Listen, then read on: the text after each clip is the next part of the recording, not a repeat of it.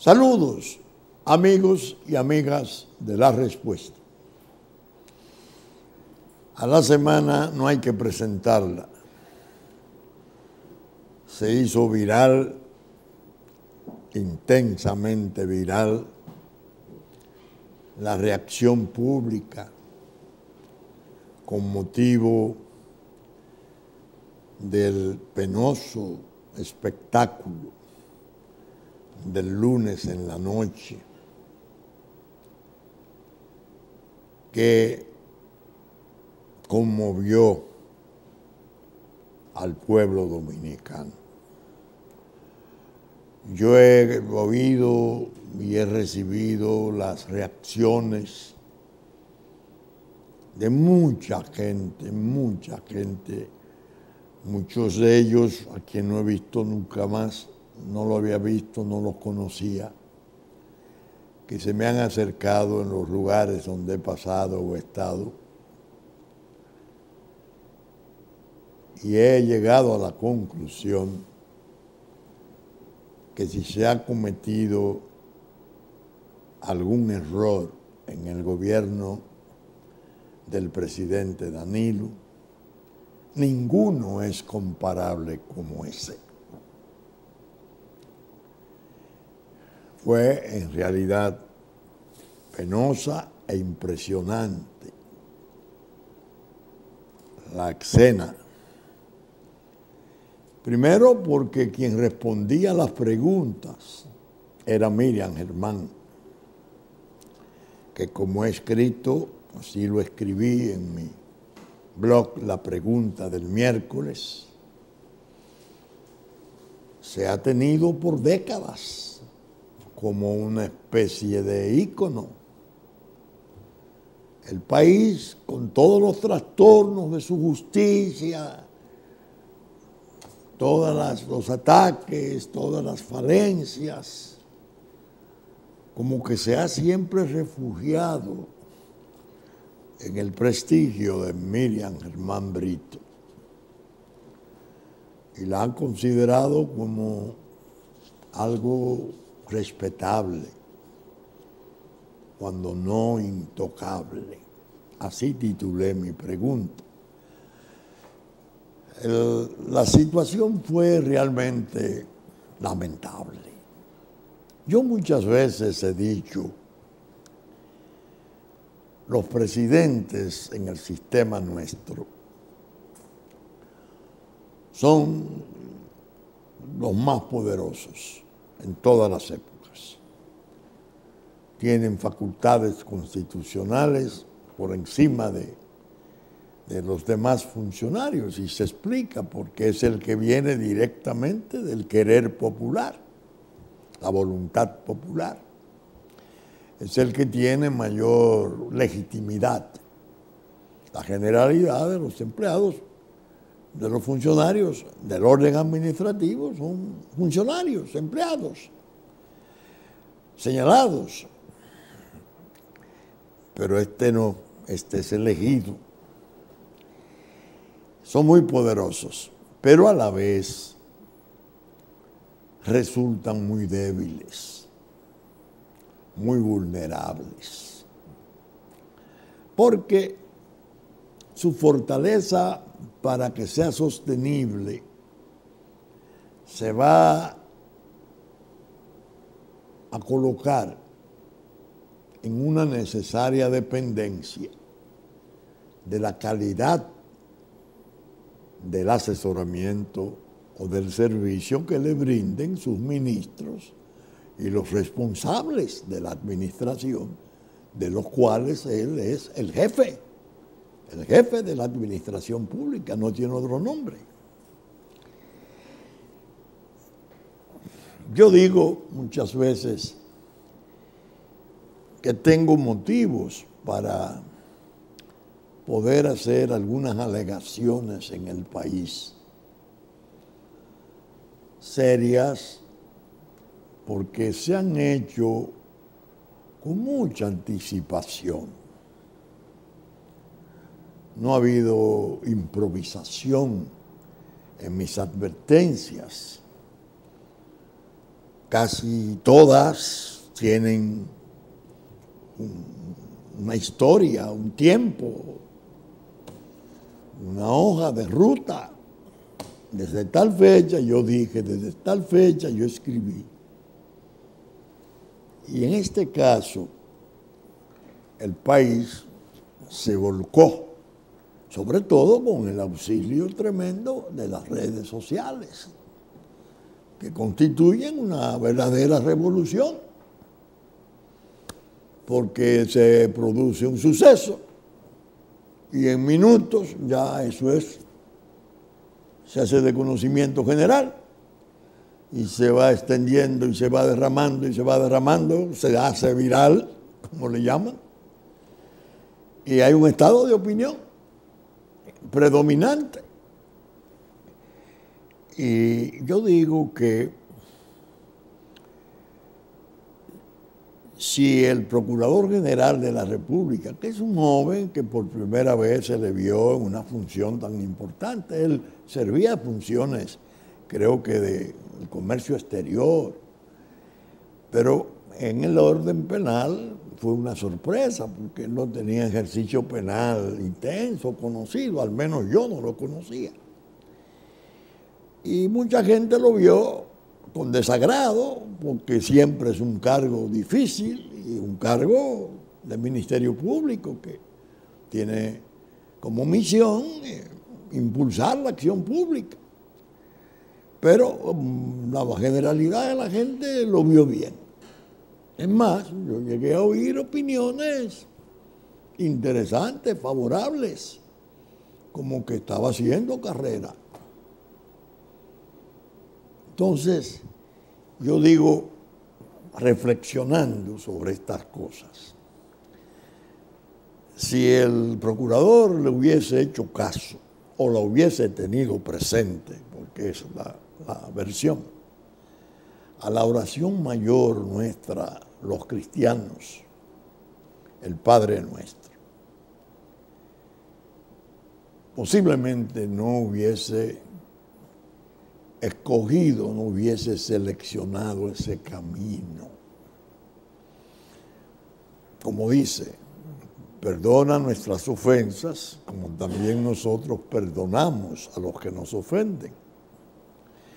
No nos dejes caer en tentación y líbranos del mal. ¿Por qué digo esto? Porque desde que se produjo un episodio, se conocía una modificación de medidas de coerción en el caso de Odebrecht, se suscitó un impasse un poco rudo, un poco fuerte, porque los jueces nuestros ordinarios, sobre todo los más jóvenes que están desarrollando su carrera, y ahora más se sienten testigo tercero imparcial, y hablan poco y amonestan poco, a pesar de que la legislación procesal penal le abre campo para amonestar, para advertir, para conducir. Pero evidentemente Miriam Germán Brito es una juez de excepción. Dicen jueza, a mí no me gusta, una juez. La palabra del juez no es masculina ni femenina, la juez o el juez. Esa es mi vieja práctica.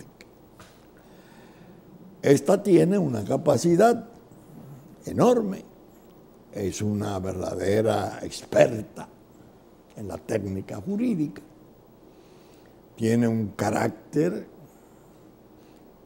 muy severo, muy recto y amonesta. Y voy a hacer un paréntesis para hacer una cita de algo que me pasó a mí con esa señora magistrada. En una oportunidad ella servía una cámara penal en primer grado y se había suscitado un expediente muy apasionado, un expediente muy fuerte entre un periodista importantísimo del país, no voy a dar nombres porque ya está muerto, y un importante funcionario de un gobierno. Y se fueron de palabras y hubo entonces que ir a la justicia a conocer de un delito de palabras, de difamación. Y las tribunas en la cual yo estaba, pero yo estaba en la defensa del periodista, se incendiaron, la pasión, y nos fuimos de los límites, los dos, el grupo de abogados de la acusación privada y los abogados de la defensa. La juez hizo una amonestación, demandó respeto y consideración para el tribunal. Pero la naturaleza del caso era muy apropiada muy propicia para encendernos en el encono. Y se volvió a incendiar la pradera. ¿Qué hizo la juez? Nos bajó del estrado. Ordenó bajarse a los abogados de la parte civil y a los abogados de la defensa, entre los cuales estaba yo. Que en 63 años de ejercicio nunca se me ha bajado de la tribuna por comportamiento indebido, airado, frente al tribunal. Esa es Miriam Germán. ¿Ustedes oyeron? Ella, en el juicio, volviendo al tema, de revisión y de medidas de coerción, hizo una advertencia al Ministerio Público, grave, pero sana, seria. Les dijo, ya al final, todo esto televisado, los debates habían sido muy encendidos, pero los abogados defensores evidentemente aventajaron al Ministerio Público.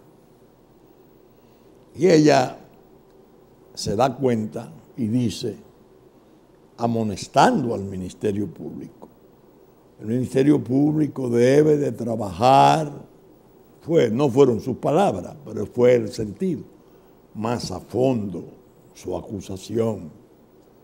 Lo que le quiso decir, eso está flojo. En técnica jurídica, esas pruebas propuestas que hasta ahora se han conocido aquí en estos debates, no van a soportar el análisis del juicio de fondo. No fueron sus palabras, era el contenido de su advertencia. En la respuesta nosotros defendimos esa posición de la magistrada, la elogiamos. Incluso dijimos que era una especie de repetición, porque los jueces muy profesionales, muy versados, de una práctica que en Estados Unidos es muy común.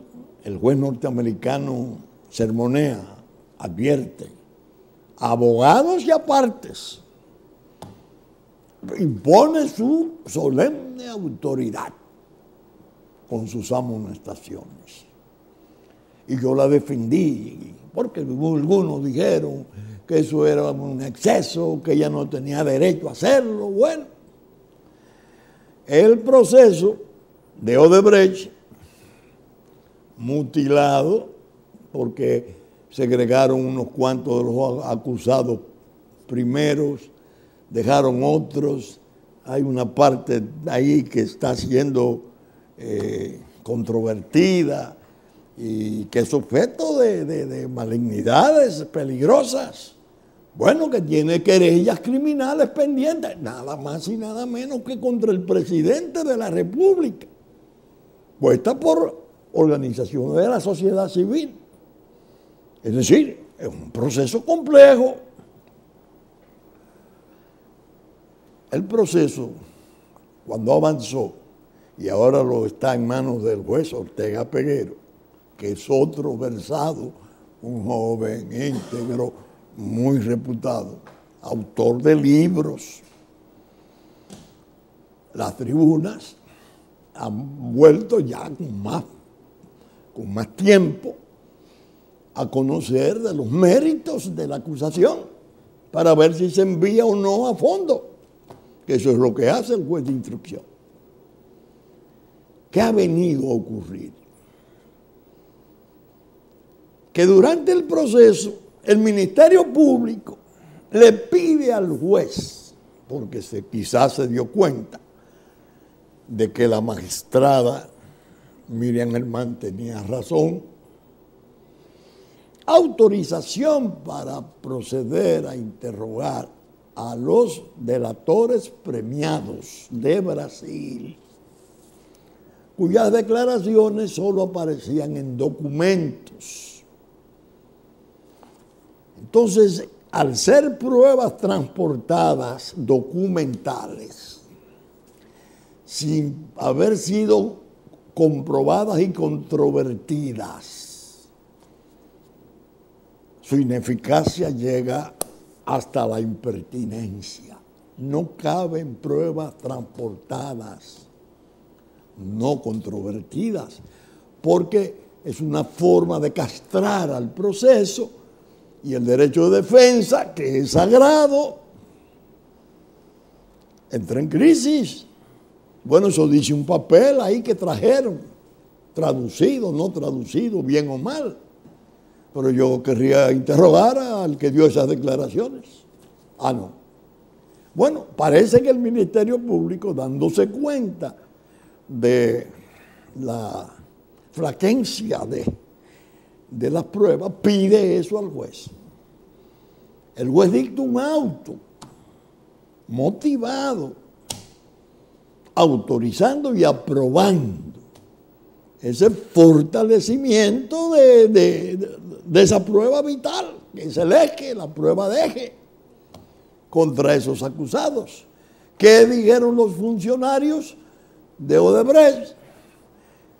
Allá con sus jueces, ellos bajo acusación como delatores premiados, que todos han ido buscando premios con condenas mínimas, prisión domiciliaria o exclusión de los procesos. Es un testimonio en principio muy delicado, porque hay razones para pensar, bueno, con tal de salvarse dice cualquier cosa. Eso es la calle, lo que la gente común piensa. Pero, ¿qué ocurrió? Pasa el tiempo, no se cumple la diligencia.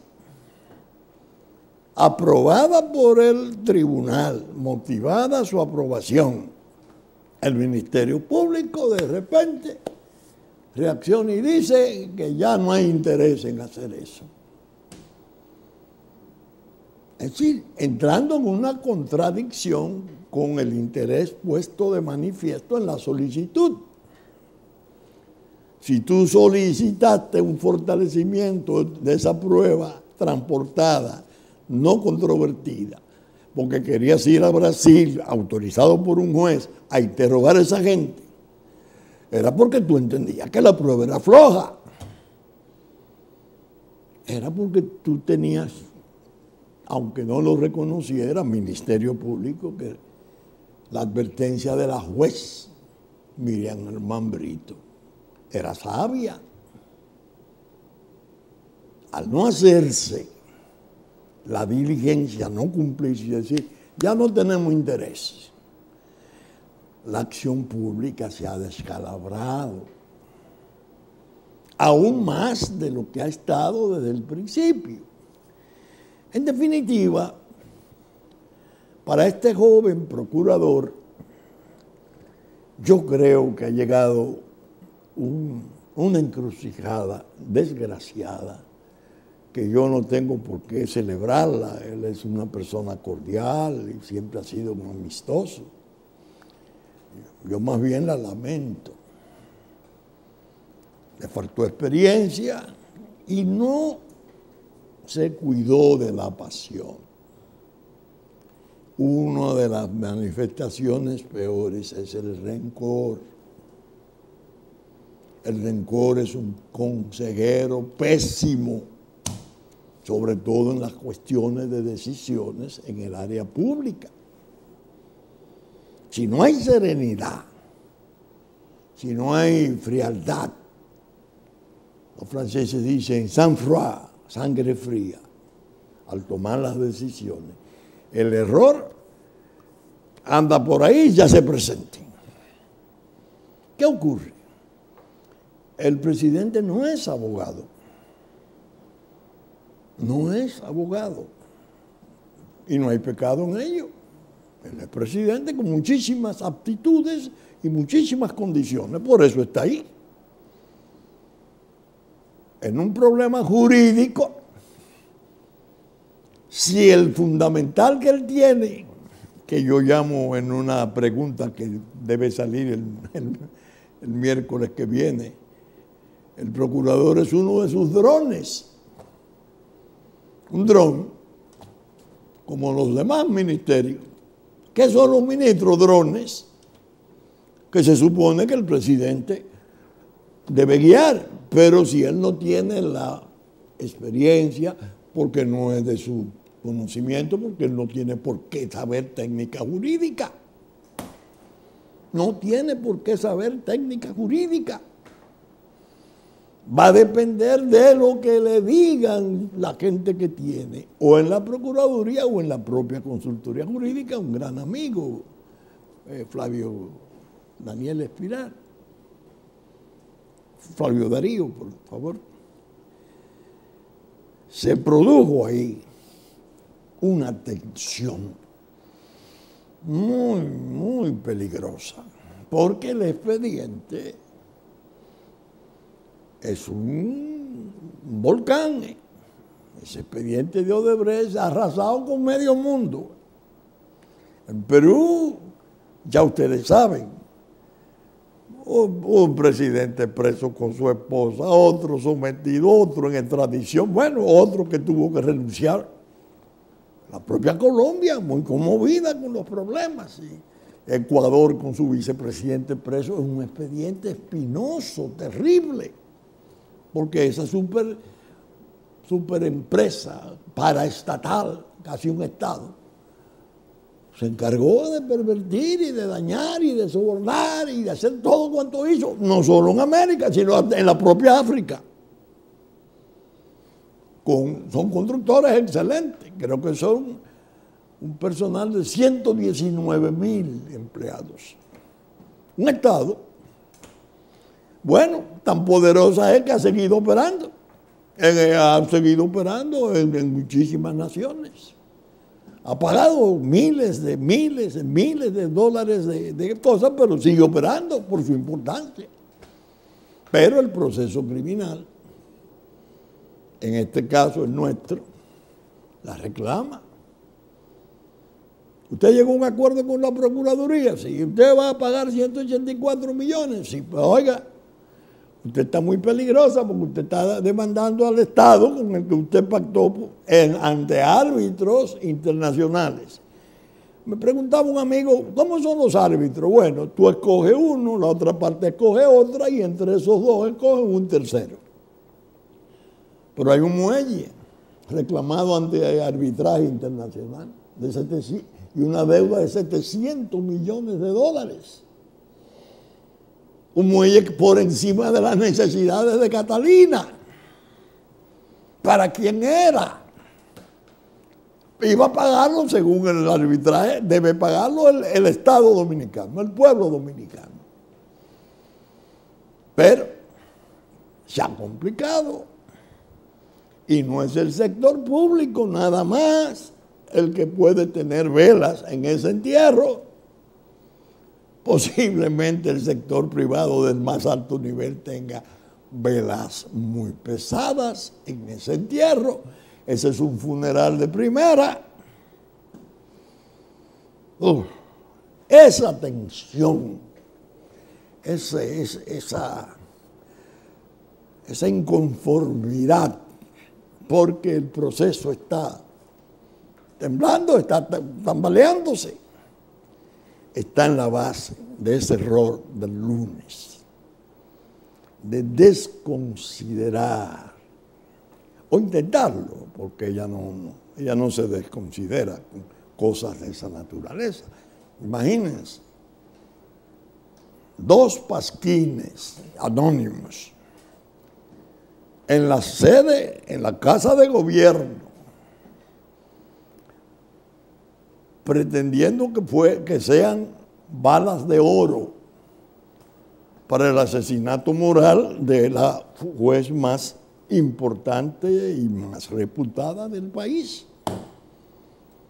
No hay un error como ese. De esa magnitud no lo hay. El encono. Bueno, el caso es que la República ha estado bajo los efectos de esa tempestad. Claro, le dan respuesta cada quien conforme a su pasión, conforme a su creencia.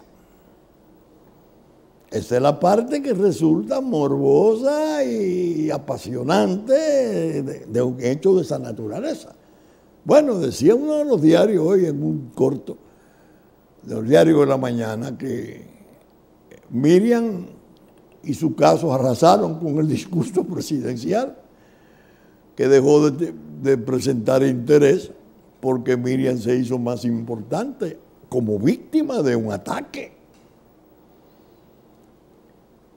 No solamente los 2 pasquines condecorados, se entiende, porque presentarlo en ese nivel y declarar son anónimos, al grado de que una importante protesta se produjo en una señora diputada, Castillo, Josefa Castillo, que increpó y le dijo al procurador, pero bueno, nosotros no conocemos eso, usted tiene el nombre de quien firma, bueno. Muy desagradable. Además de eso, se hizo algo peor. Presentan, además, la acusación que hace un juez, joven juez, ya lo sé, que es joven, contra la magistrada.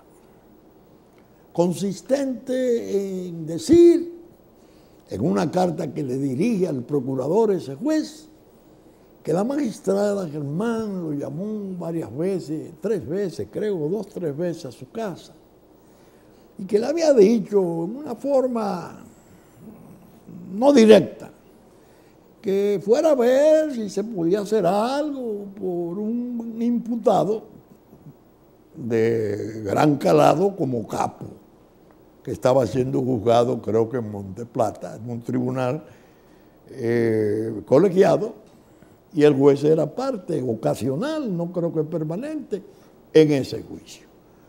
El juez dice en su carta que él reaccionó, no se puede, nada, no, bueno. Es decir, que la nota de dignidad y de probidad y de rectitud la daba el juez menor. El pecado se ponía a cargo de la juez mayor, la más reputada. Porque había como el interés en la carta de decir, esa señora interviene y tiene algún vínculo con el narco o con narcos. Bueno, eso se presentó. Yo pensé, digo, Dios mío, este joven juez, oí decir que era hijo de un juez importante ya fallecido, don Julio Bautista, que en paz descanse, que era presidente de la Corte de Apelación de Santo Domingo, cuando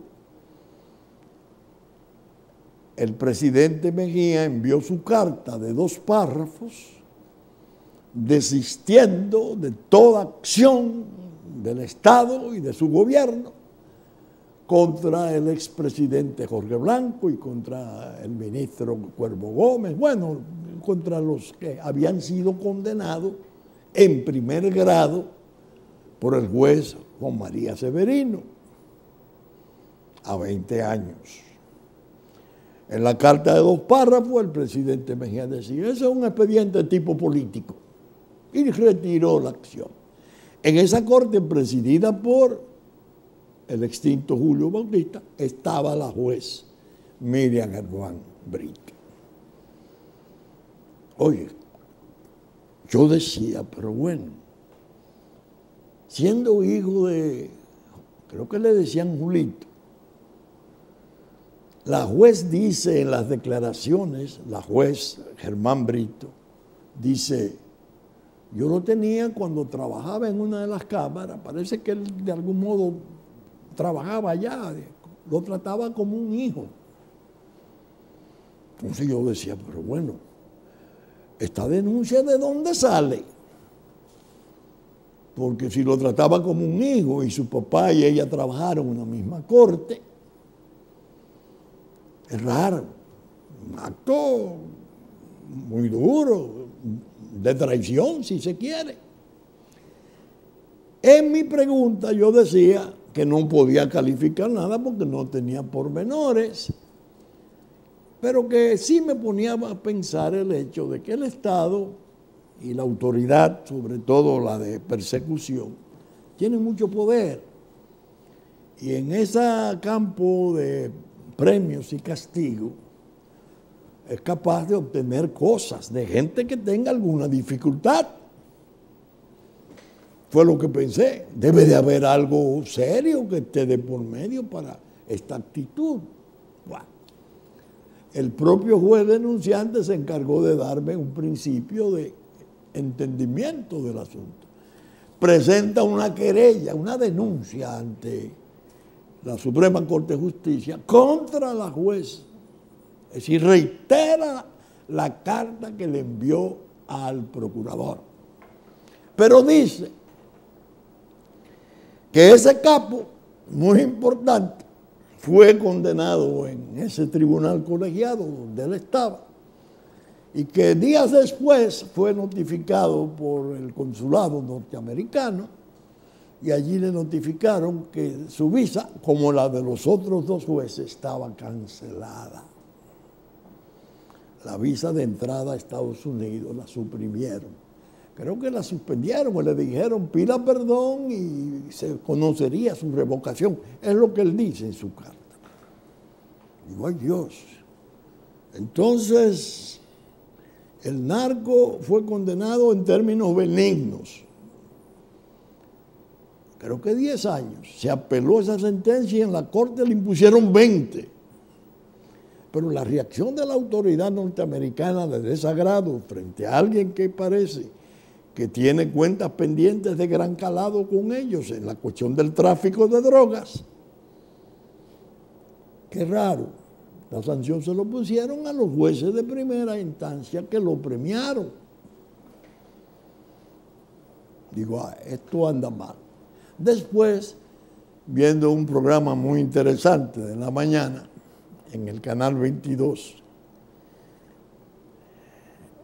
de los hermanos Suero y de un amigo muy querido, vi a un abogado declarar contra el juez. Parece que ejerce por aquí, por el Santo Domingo Este, y contó una serie de trastornos. Bueno, el juez joven ha tenido un trato tormentoso, controversial con algunos abogados postulantes. Noté que de algún modo la denuncia quizás pueda tener alguna relación con la debilidad propia que surge de esos contratiempos. Bien. Pienso que todo va más o menos a desvanecerse. No. Dios mío. Un importante procurador auxiliar, un buen amigo, Bolívar Sánchez, muy experto, un investigador interesante, da una rueda de prensa en la Procuraduría.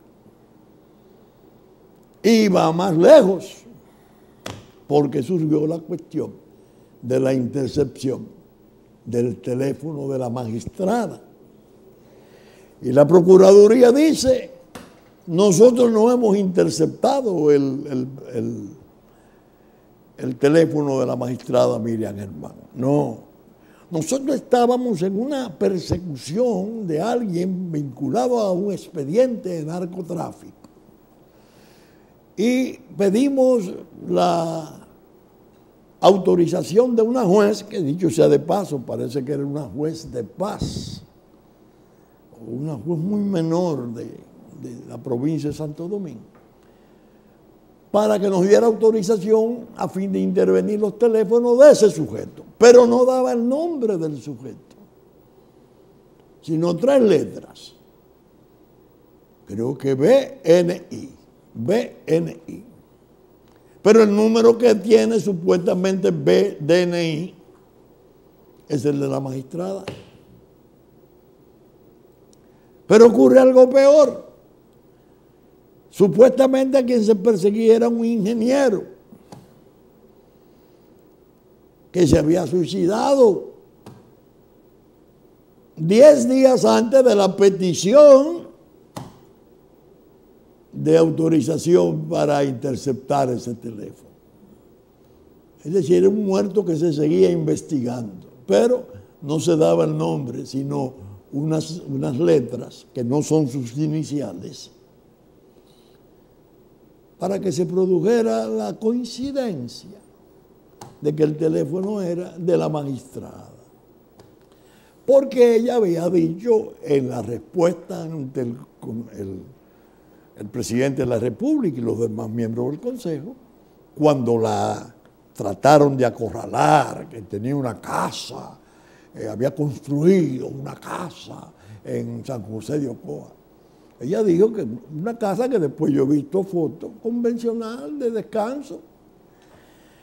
Oh Dios, y que ese ingeniero, un ingeniero se lo había hecho, este fue el ingeniero, pero tenía vínculos.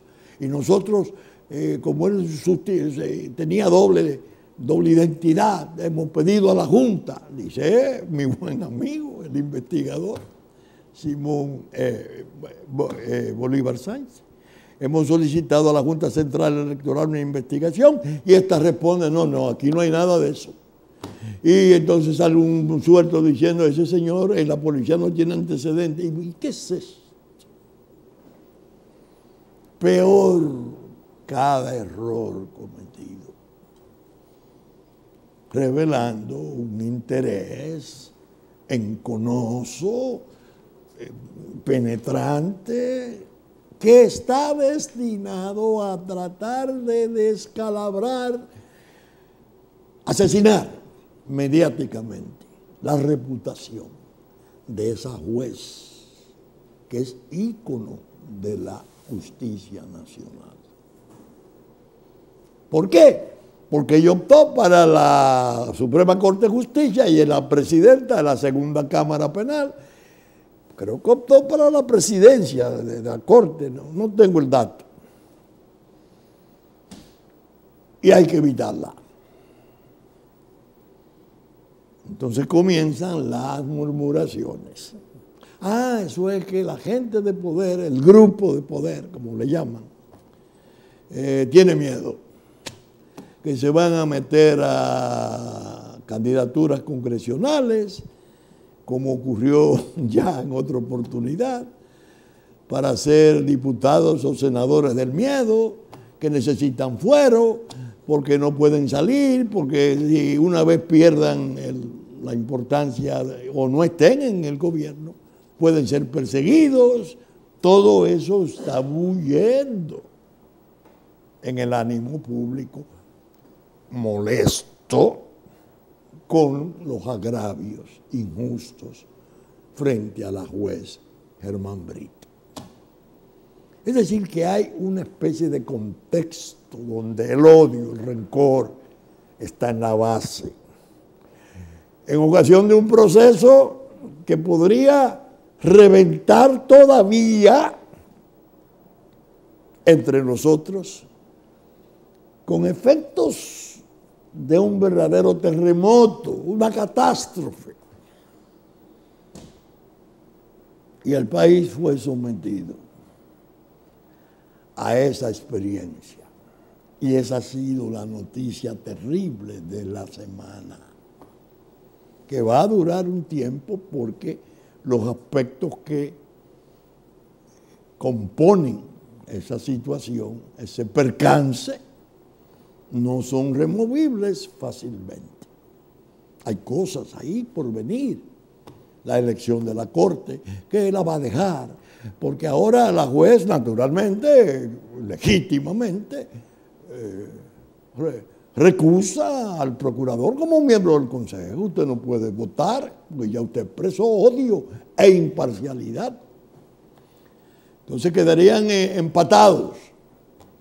Entonces sería el voto del presidente, que es un voto privilegiado, vale 2 en caso de empate, el que determinaría si Miriam Germán Brito se queda o se va de la Suprema Corte de Justicia. ¿Por qué embarazar al presidente en eso? Había la necesidad de llegar hasta ahí. No aparecía gente sensata, preparada, serena, en capacidad de decir, presidente, se ha presentado una situación que es indeseable, es peligrosa. No. Todo eso que se presentó se hizo en forma abrupta, sorpresiva. En la fase de evaluación no se sometió. Los demás miembros del colegiado, del consejo, no sabían la existencia de eso. Tenía cierta hazaña cruel y un alto grado de sorpresa, sospechosa, de cosas malas.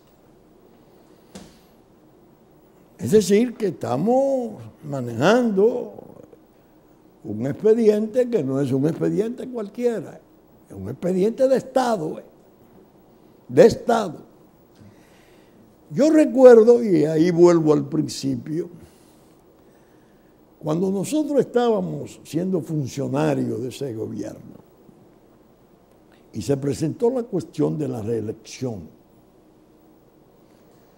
yo insistí mucho, pública y directamente por escrito, frente al presidente de la República, advirtiéndole que no intentara la reelección a menos que no fuera aprobada por un referéndum, la modificación constitucional, y que después de realizado el referéndum aprobatorio, se usara el referéndum, el consultivo, se usara el referéndum aprobatorio del resultado de esas reformas. Insistí, no fui oído. Y le decía, presidente, esas turbaciones por escrito y en mi programa, esos ataques a la Constitución son delicadísimos. Conducen a una fase de ilegitimación del gobierno. Después que se produzca una reelección sobre esas bases, usted habrá de ver cómo va a entrar su gobierno con una conflictividad de legitimidad y se va a ir demacrando. Y ahí lo dije varias veces en la respuesta. Y ahí van a surgir los miedos. Y ahí van a surgir la renuencia a abandonar el poder. Ahí va a surgir el intento de otra reelección. Cada quien con su agenda de miedo. Es decir, grupalmente puede haber un temor que no tiene por qué ser el del presidente. Pero usted no puede en una función, en una asesoría, atender a sus agendas propias. Su misión es atender con prioridad la agenda del presidente. Ahí es donde cabe la sabiduría del consejo. No, eso no es bueno. Eso no es correcto. Presidente, si eso que llegó se presenta o se divulga, anónimo, no sé yo, esta situación, no. Además, nosotros incurrimos en un error.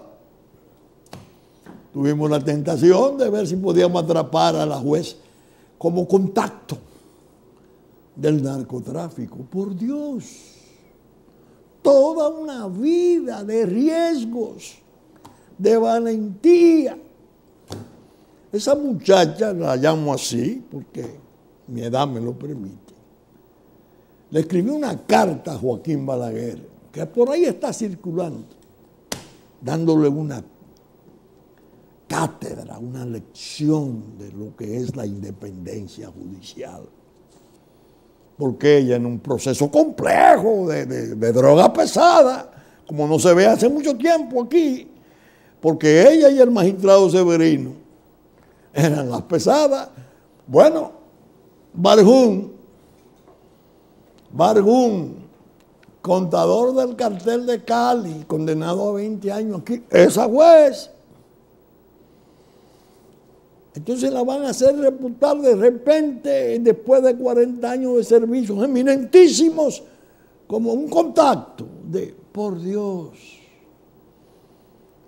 Quisiera un ingeniero constructor, si tenía o no complicaciones de conducta, ella no tenía por qué saberlo.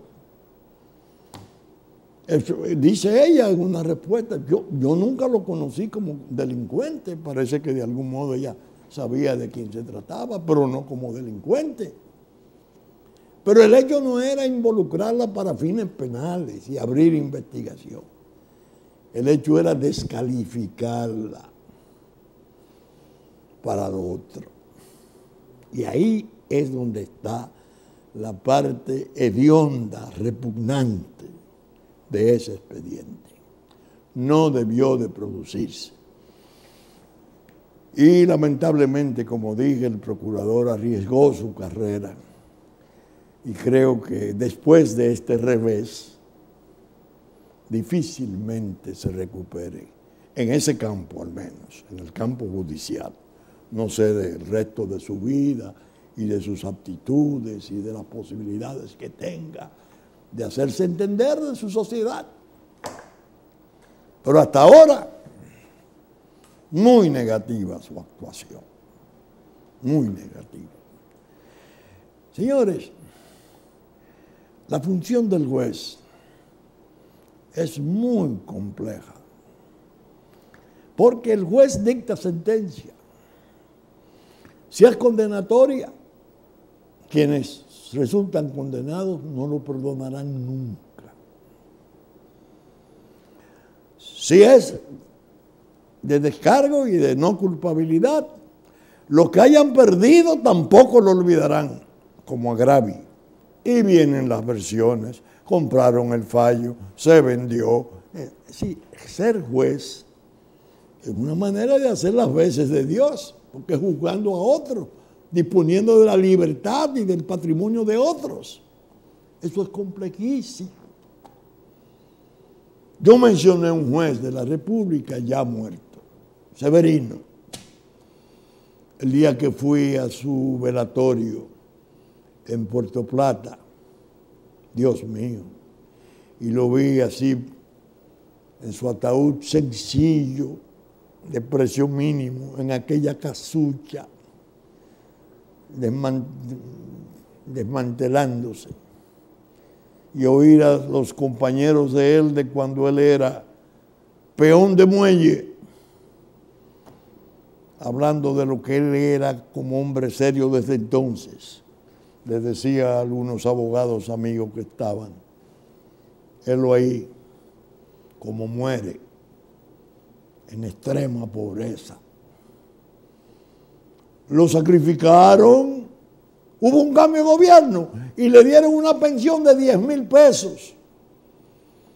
Y era el hombre que incluso el doctor Pino Arlaqui, subsecretario general adjunto de Naciones Unidas para la lucha mundial antidrogas, me dijo a mí, después de conocer la hoja de vida de ese juez, Se le puede dar una condecoración mundial porque el juez que llega a los extremos de Falcone, que era su íntimo amigo y hermano, solo tiene la muerte como horizonte. Llegó a un término de rectitud y seriedad que la gente metida en droga sobornaba o intentaba hacerlo a la acción pública con tal de que no le enviaran a la 7ª Cámara Penal, porque ese hombre estaba ahí. Y después de juzgar a grandes capos, salía a un carro público para ir a su casa. A un carro de línea. No a un taxi. Nadie lo puede suponer. Esos son los valores de la República. Eso, muchachos, ese es un valor, ese es un activo del país. Lo que se ha debido hacer es hacerla presidenta de la Junta, de la Suprema Corte, como premio, como mérito. El mérito de 40 años acumulados haciendo justicia con todos los riesgos que eso implica. De manera que la semana comenzó con el Padre Nuestro y debe terminar con él. Jean Alain lo aprendió seguro cuando niño, me atrevo a asegurarlo, y es posible, creo que lo profesa. Lo perdió de momento. Líbranos, aléjanos de las tentaciones y líbranos del mal. No era pertinente hacer eso, sin pensar en el riesgo que iba a correr quien lo hiciere de perder toda la estima y el respeto debido por su sociedad. ¿Saben ustedes que estamos saliendo por Supercanal 3 del cable, 33 de televisión abierta, domingo a las 11 de la mañana, que ya nos anticipó Cinevisión, Canal 19, 6 de la mañana de sábado. Telefuturo, Canal 23, después de la misa de San Antonio, domingo a las 8 de la mañana. Telenor y Teleimpacto, San Francisco de Macorís, Telenor, Teleimpacto, canales 22, 52 de After, 12 del mediodía, 6 de la tarde Telenor, 9 de la noche Teleimpacto, 9 de la mañana de lunes Teleimpacto. TDI, Canal 51, 7 de la noche de domingo. Que asimismo los canales de Constanza, Montecristi, Sabaneta, Higüey, Romana y los otros 4 que no lo he podido organizar y que tengo la obligación de hacerlo para incluir los créditos. El de Materialería Trinidad Sánchez reproduce nuestros contenidos. Diario Horizonte de Nueva York, Diario Digital Dominicana y la radio aliada de siempre, Radio Real de La Vega, a las 11 de la mañana en la versión central, y Hit 92, domingo a las 6 de la mañana para el sur de la República. Con la gracia de Dios esperamos estar con ustedes en una nueva entrega de La Respuesta el próximo fin de semana. Muchas gracias y hasta entonces.